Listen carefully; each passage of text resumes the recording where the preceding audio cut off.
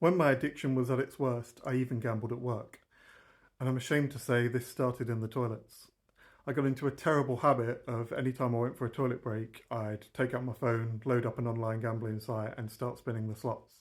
But what started as a 2 minute toilet break soon turned into 10 minutes, 20 minutes, and before I knew it, I was locked behind a cubicle door for over an hour. I remember going back into the office on one of these occasions and a colleague asking me where I'd been for so long. And I just said, "Oh, I've been downstairs. I wanted to sit in a quieter space and focus on a task for a while." And he immediately shot back, "I've just been down there and you weren't there." Just interrupting the story very quickly to ask if you'd please give me a follow. I'd really appreciate it, and I post these stories every day. I remember my face going bright red, and I'd just lost quite a lot gambling on that occasion, and my brain was all foggy. And anyone that has experienced gambling addiction and having losses and the feeling after having losses like that will probably understand. But I didn't know what to say. I had no answer, and I felt really embarrassed.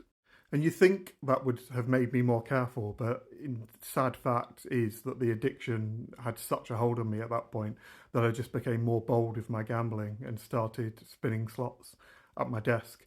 Now we worked in a kind of a hot desking setup at that point, so I'd get in as early as I could and try to get a desk in the corner of the room where nobody could see my screen.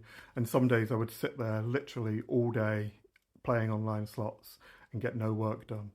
And it's so ridiculous thinking back because, of course, the IT department would have been able to see my internet history if they looked.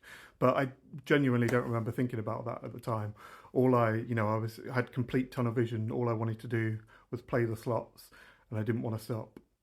And it was so stressful too because I was constantly looking around to see if anyone was approaching and could see my screen, and so I could minimize as quick as possible so they didn't see what I was doing. So how did nobody suss me out for so long? Well, I'll do a part two on that, so please come back for that video.